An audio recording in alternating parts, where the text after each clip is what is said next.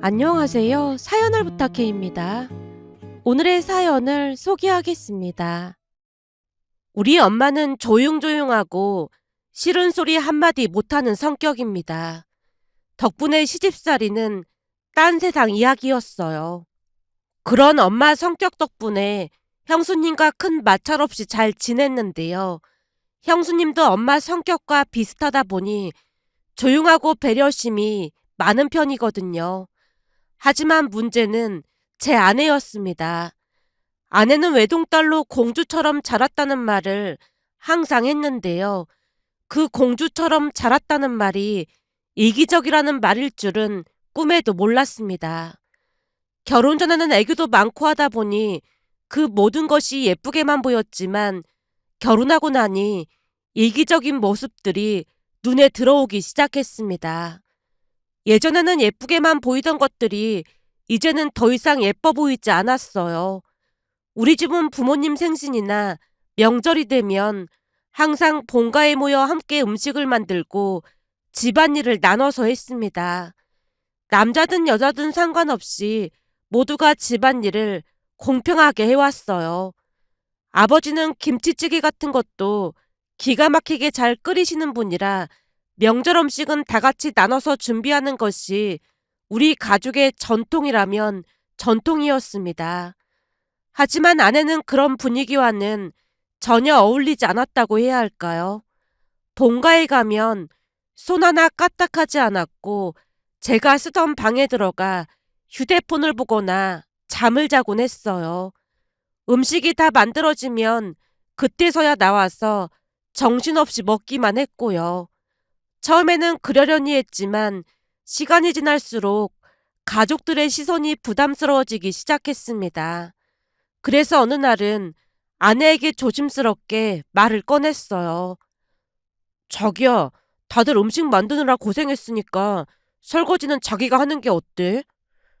내가 설거지를 왜 해? 나 그러려고 결혼한 거 아니니까 강요하지 마. 아내의 단호한 말에 순간 당황했지만 다시 좋게 설득했습니다. 저가에 가면 나도 일 돕고 그러잖아. 그러니까 자기도 그 정도는 할 수 있잖아. 그냥 먹기만 하면 자기도 미안할 거 아니야. 그러자 아내가 예상치 못한 논리로 입을 뗐어요. 자기는 잘 모르겠지만 나는 마음속으로 항상 감사하게 생각하면서 효도하고 있어. 겉으로만 잘하는 것보다 이 마음속에서 우러나오는 진심이 중요한 거야. 겉으로 잘 보이려고 아부하는 사람은 진정성이 없는 거잖아? 표현은 잘 못하지만 마음속으로 항상 감사하게 생각하는 사람이 진짜인 거야.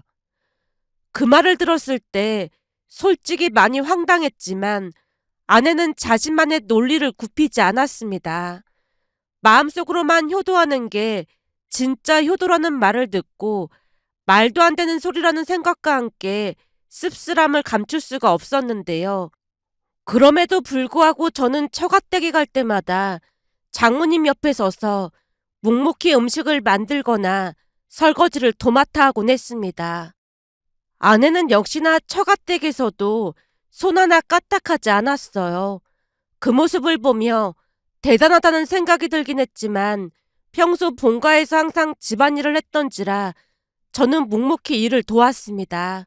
그런 저를 장모님이 말리기도 했는데요. 이서방, 그냥 내가 할 테니까 앉아 있어. 아닙니다. 같이 하면 빨리 하잖아요. 장인 장모님은 제가 도와주는 것을 항상 고맙게 생각하셨고 그런 따뜻한 반응에 저도 보람을 느끼곤 했어요. 하지만 시간이 지날수록 제 마음속에 불만이 쌓여가기 시작했습니다. 본가에서나 처가댁에서나 아내의 태도는 변하지 않았으니까요. 그러던 중 김장철이 다가왔습니다. 본가에서는 매년 가족들이 다 같이 모여서 김장을 했기 때문에 아내에게 조용히 말을 꺼냈어요. 자기야, 우리 집은 매년 모여서 김장하거든? 혹시 참석할 수 있을까? 제 말을 듣자마자 역시나 아내 표정이 굳어졌고 곧바로 제게 따져 물었습니다. 뭐? 나보고 김장을 하라고?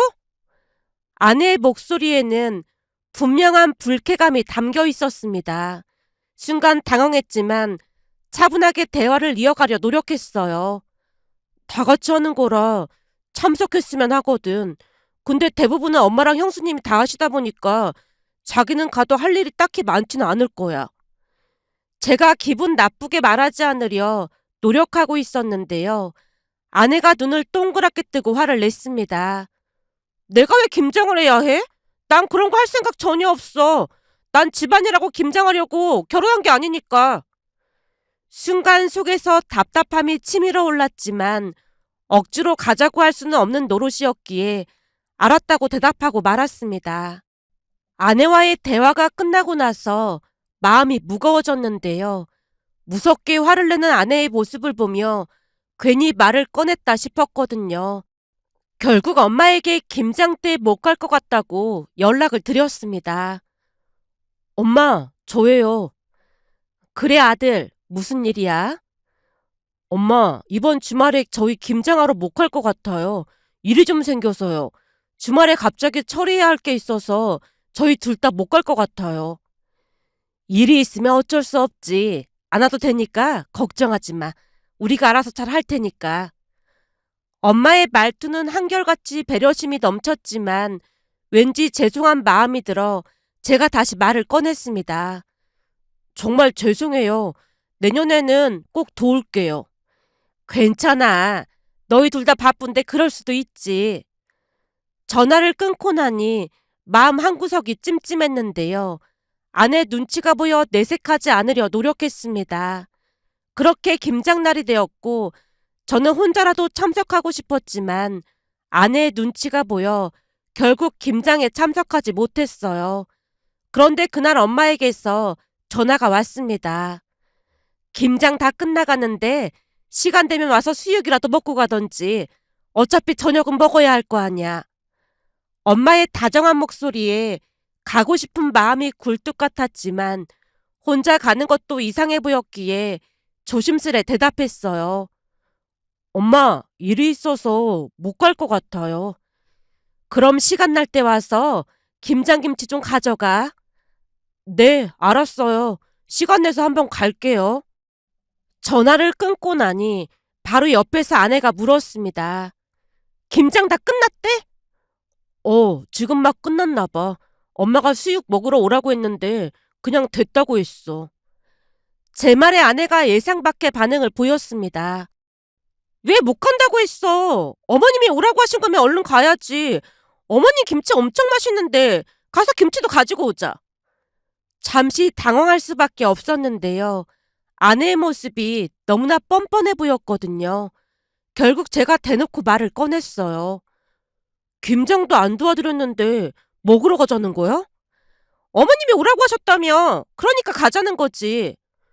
형수님 눈치 보이는데 그냥 가지 말자. 제가 형수님까지 거론했지만 아내는 전혀 개의치 않는 듯해 보였습니다. 김장김치에 수육 먹고 싶단 말이야. 얼른 가자. 형님도 그런 거 별로 상관 안 하시잖아. 아내가 계속해서 가자고 졸라댔어요. 그날따라 아내가 더욱 이기적으로 느껴졌는데요. 아내는 손 하나 까딱하지 않고 그저 혜택만 누리려는 태도가 저를 더욱 불편하게 만들었거든요. 하지만 아내는 계속해서 가자고 졸랐고 제가 단호하게 말했습니다. 아니, 안 가는 게 맞는 것 같아. 우린 아무것도 안 했는데 그냥 가서 먹기만 하면 너무 눈치 보인단 말이야. 그러자 아내가 팔짱을 끼고 심드렁하게 대꾸했어요. 그럼 난 혼자라도 갈 거야. 김장김치 수육 먹고 싶은데 그게 뭐가 그렇게 대단한 거라고 그래? 그 말을 끝으로 아내가 바로 옷을 챙겨 입고는 집을 나설 준비를 했습니다. 순간 아내의 이기적인 모습에 다시 한번 큰 실망을 할 수밖에 없었는데요. 상황이 그쯤 되니 갈등도 더욱 깊어지고 있었거든요. 정말 혼자 간다고? 가서 수육도 먹고 김장김치도 가져올 거야. 어머님이 오라고 하셨잖아. 아내가 저랑 눈도 마주치지 않고 현관문 쪽으로 성큼성큼 걸어갔습니다. 결국 어쩔 수 없이 저도 억지로 옷을 챙겨 입으며 따라 나섰는데요. 마음 한구석에서는 계속 불만이 쌓였지만 아내 혼자 가게 두는 것도 이상해 보일 것 같아 발걸음을 옮겼습니다. 가는 내내 마음은 여전히 불편했고 그날따라 아내가 유난히 이기적으로 보일 뿐이었어요. 얼마 지나지 않아 우리는 본가에 도착했습니다. 집 앞에 서서도 여전히 마음은 무겁고 복잡했지만 문을 열고 들어가자마자 맛있는 냄새가 코끝을 찔렀습니다. 수육과 김치가 어우러진 익숙한 향이 집안 가득 퍼져 있었으니까요.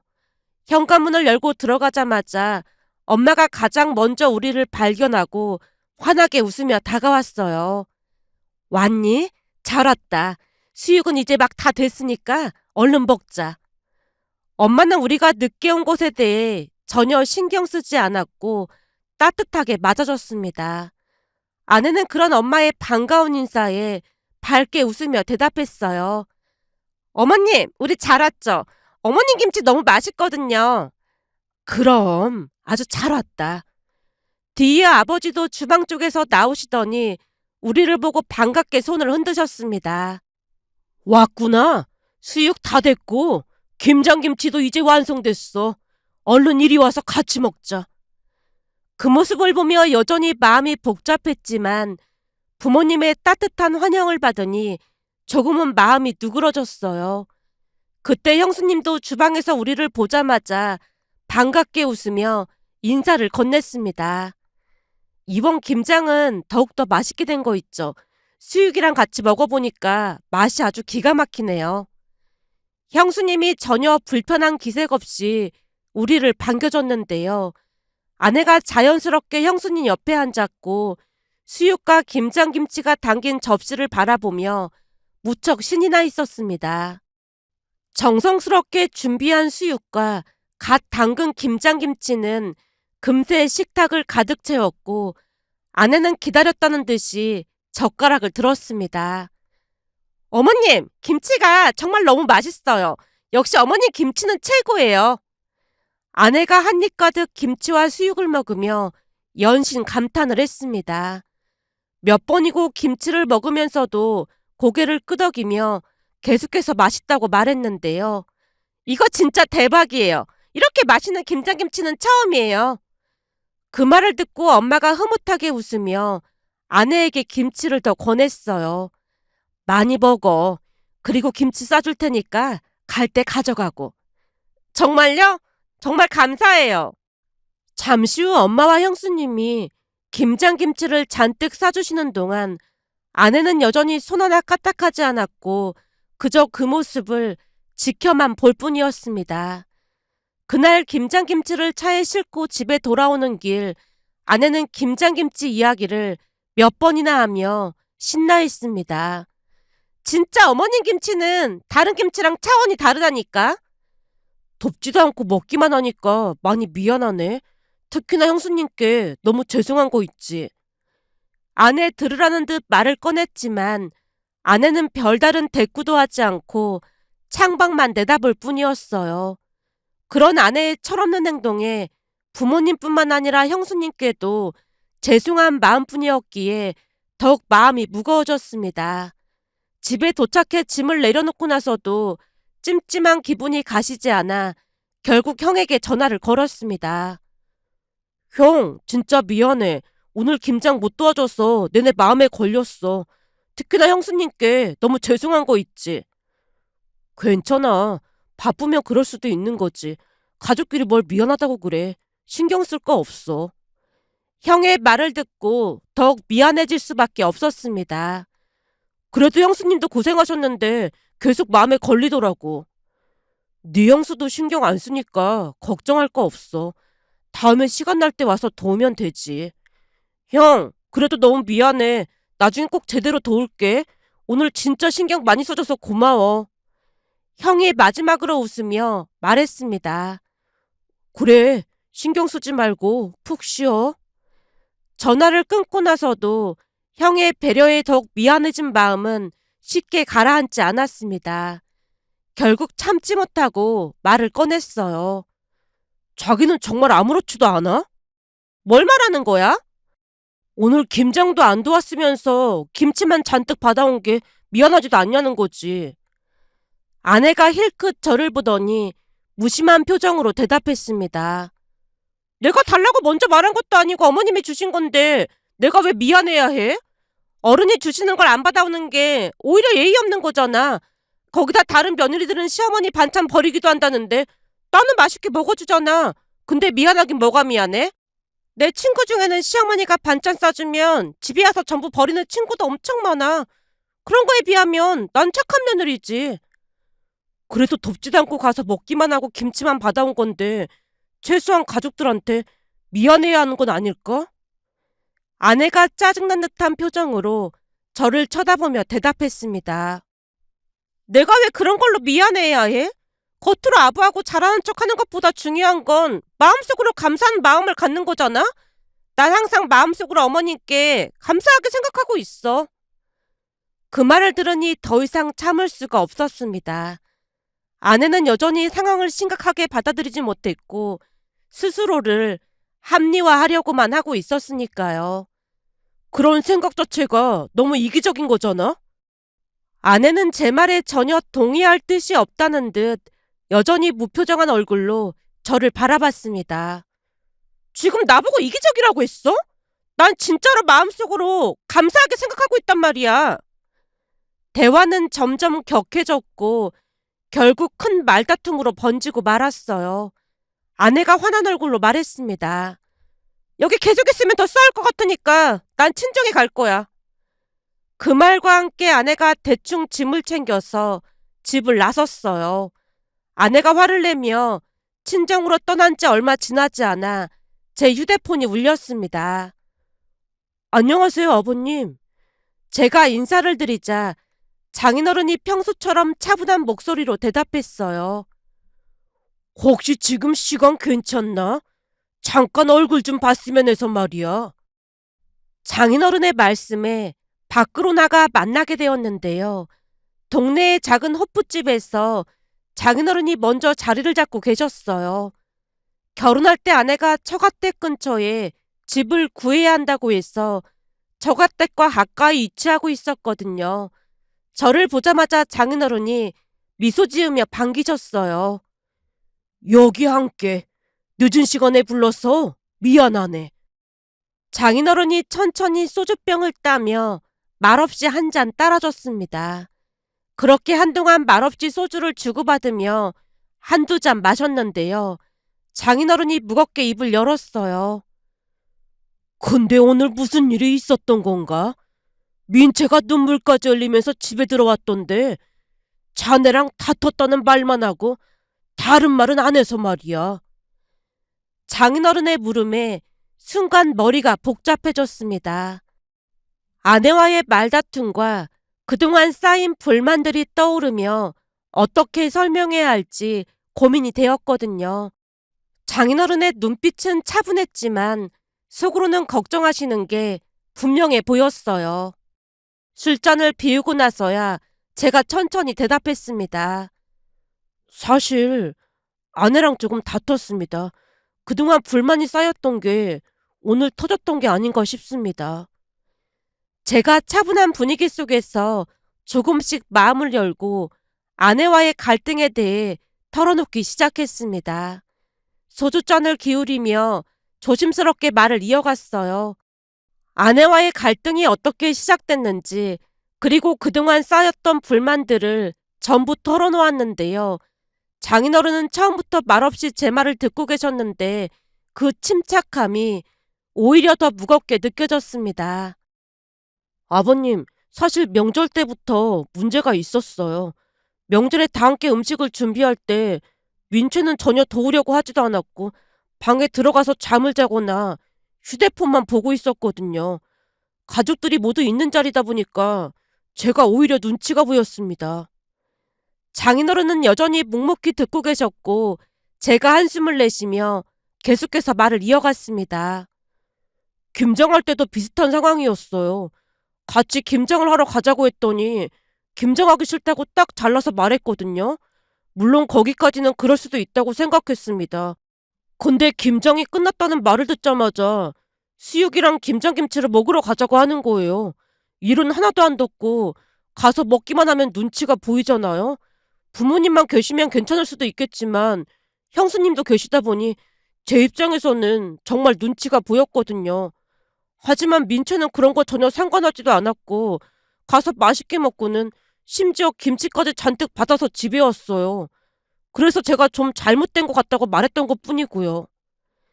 제가 있었던 일을 자세히 말하자 장인어른은 여전히 아무 말 없이 듣고 계셨지만 표정이 점점 무겁게 굳어져 갔습니다.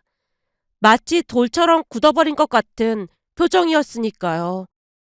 거기다 민채가 평소 입에 달고서는 말이 자기는 마음속으로 항상 고마워하고 있다고 하면서 겉으로 도와주는 척하거나 행동하는 것보다 마음속으로 진심으로 감사해야 하는 게 더 중요하다고 말을 하거든요. 그러면서 오히려 제가 이해를 못하는 거라고 몰아붙이고는 집을 나갔습니다. 그 순간 장인어른의 얼굴이 돌처럼 굳어버린 채 한동안 말없이 저를 바라보셨습니다. 장인어른 앞에서 아내에 대한 이야기를 모두 털어놓았는데요. 장인어른이 한참 동안 말없이 소주잔을 기울이셨습니다. 그 순간 저는 불안감에 휩싸였어요. 딸에 대한 이야기를 이렇게 솔직하게 말한 게 과연 옳은 일일까 싶었거든요. 장인어른이 결국 깊은 한숨을 내쉬며 조용히 제게 사과하셨어요. 미안하네. 자네가 많이 힘들었겠구만. 장인어른의 말은 짧았지만 그 속에 무거운 기운이 느껴졌습니다. 하지만 그 말 한마디로 모든 것이 해결되지는 않았습니다. 그 순간 저는 장인어른의 표정에서 미묘한 불만을 감지할 수 있었는데요. 딱히 구체적으로 말은 하지 않으셨지만 팔은 안으로 굽는다는 말이 머릿속을 떠나지 않았어요. 결국 우리는 소주만 주고받으며 대화를 이어갔고 대화라기보다는 사실상 서로 말없이 소주를 마셨습니다.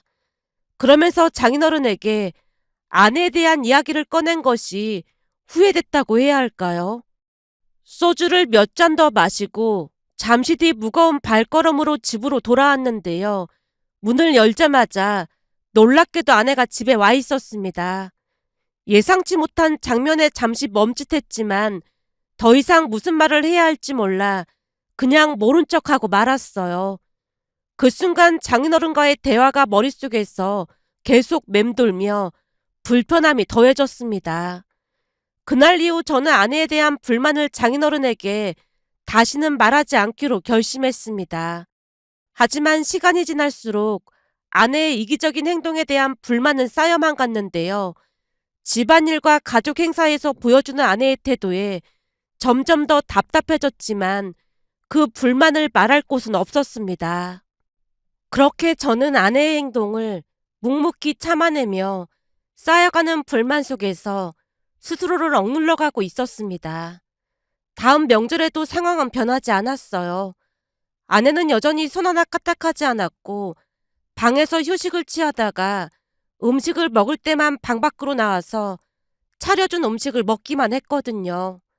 명절 내내 가족들이 함께 음식을 준비하고 뒷정리를 하는 동안 아내는 아무런 일에도 참여하지 않았으니까요.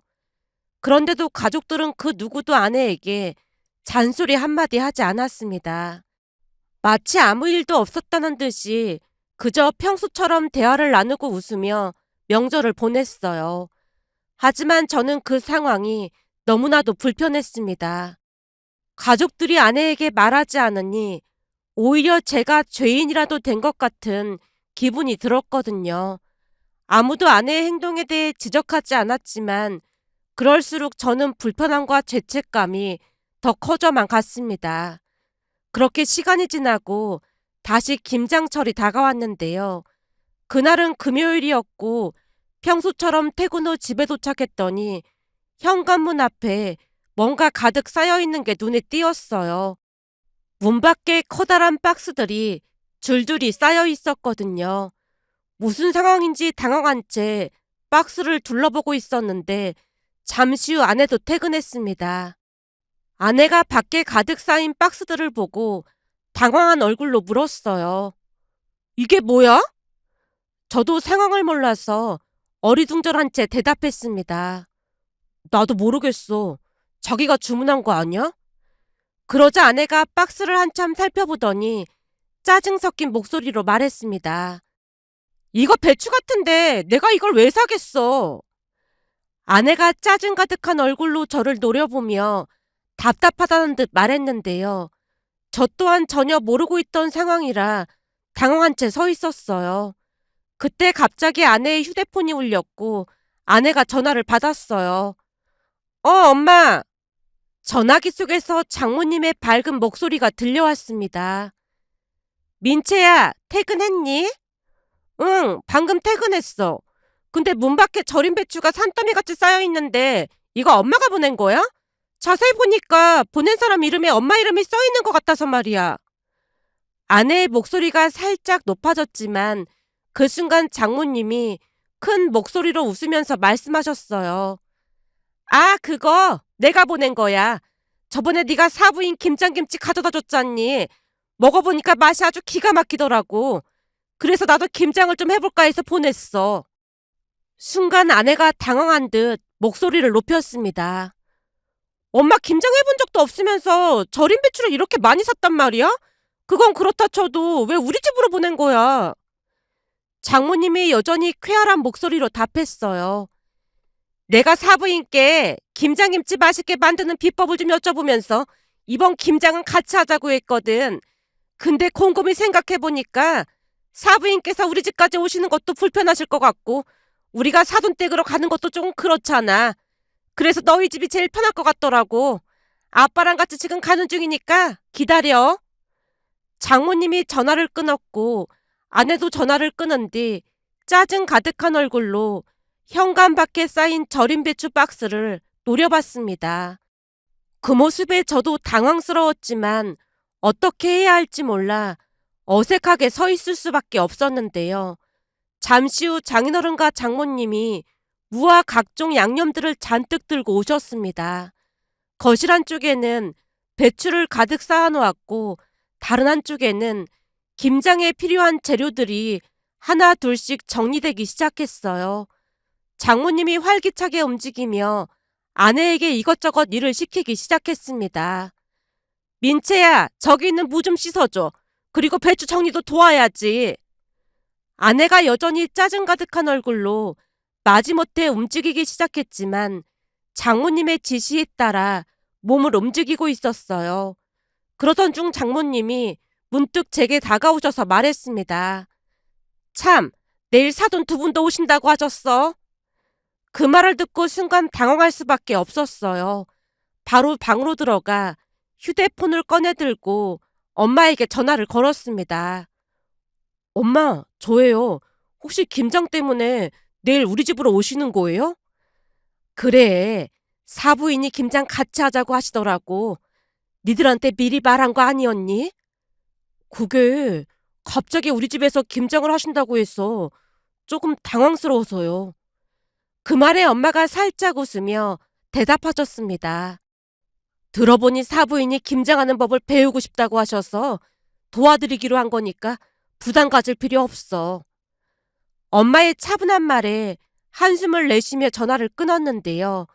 아내가 여전히 짜증 섞인 얼굴로 장모님의 지시에 따라 열심히 일을 돕고 있었습니다.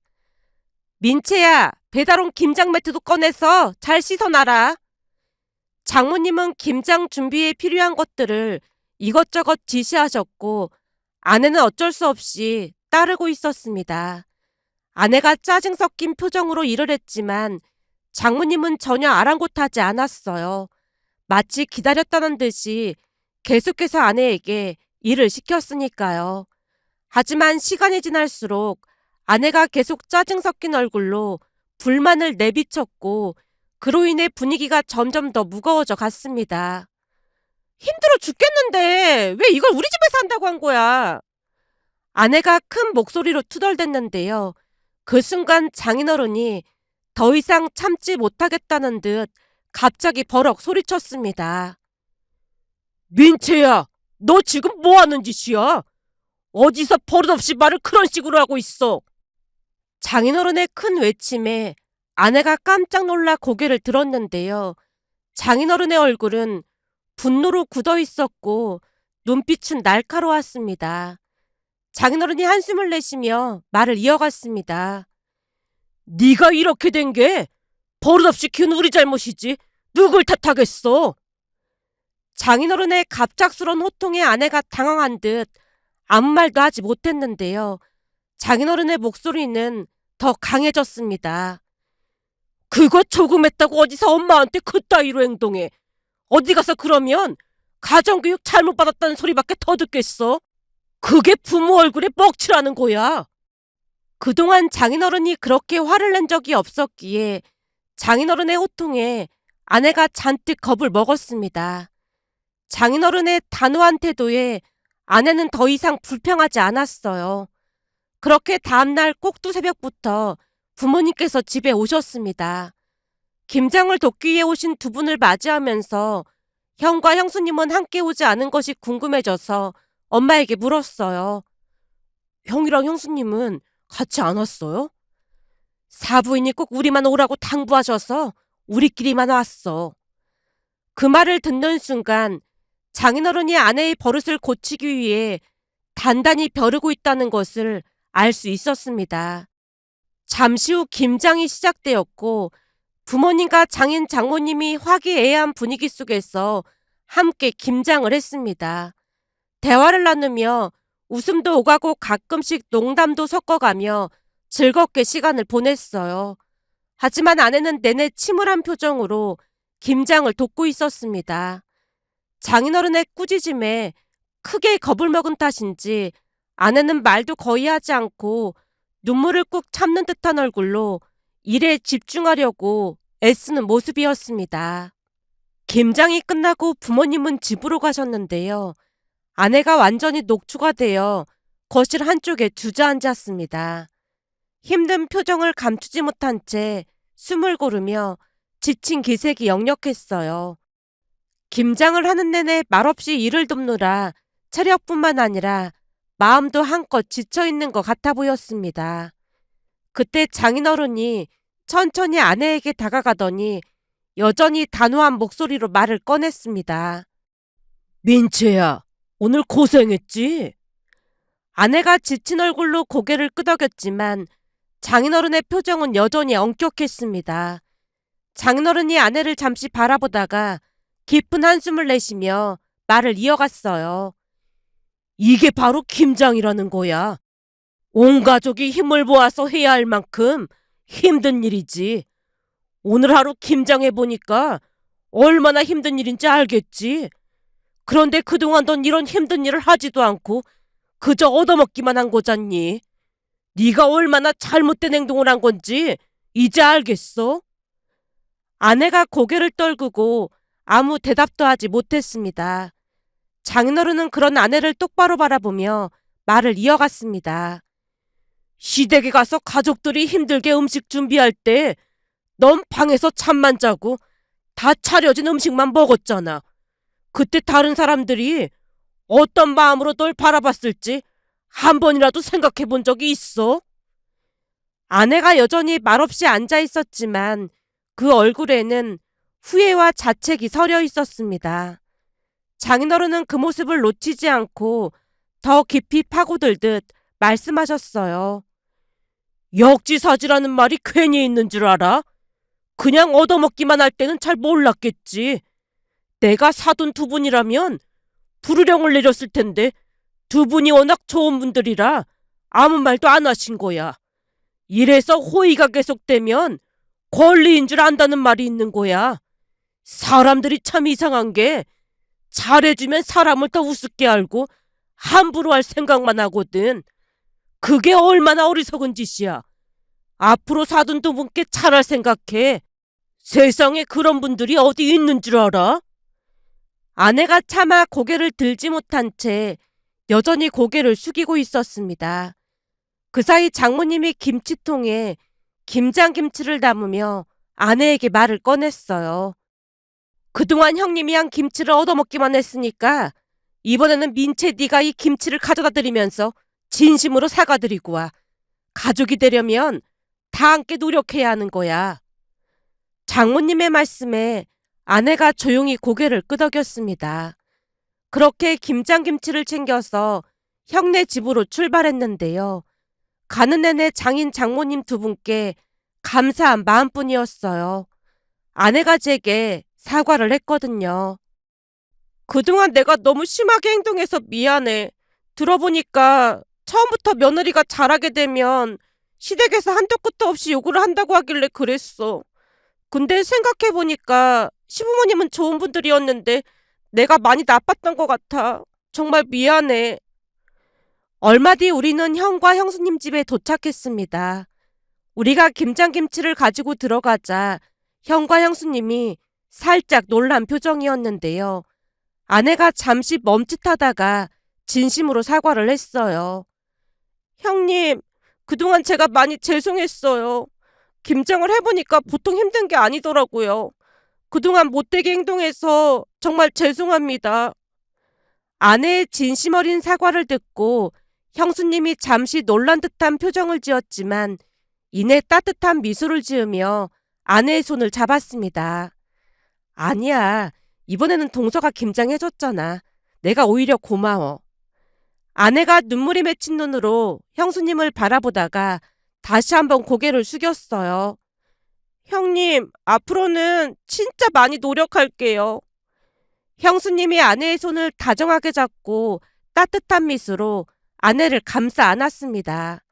그날 일은 아내에게 큰 전환점이 되었고 가족으로서의 책임을 느끼게 하는 중요한 시간이었다고 해야 할까요? 그 뒤 아내는 적극적으로 행동하며 변하고자 많은 노력을 했습니다. 얼마 뒤 장인어른이 제게 다시 사과를 하셨어요. 어렵게 얻은 아이라 귀하게만 키웠더니 문제가 생겼구만. 자네한테 정말 미안하네. 귀한 만큼 엄하게 키웠어야 했는데 우리 잘못이야. 앞으로도 혹시 문제가 있으면 말해주게나. 우리 민채가 많이 부족하겠지만 잘 좀 부탁하네. 아닙니다. 제가 오히려 부족한 게 더 많은걸요. 그 뒤 아내는 가족의 진정한 의미를 깨닫고 점차 변하기 시작했습니다. 가족이란 단순히 받기만 하는 관계가 아니라 서로 함께 노력하고 배려해야 하는 소중한 존재라는 것을 깨달은 듯 해보였으니까요. 며칠 전 형수님에게 전화를 해서 김장 날짜를 직접 물어보는 아내의 모습을 보며 참 많이 변했다는 생각과 함께 장인 장모님에게 감사한 마음을 전하고 싶어 이렇게 글 남겨봅니다.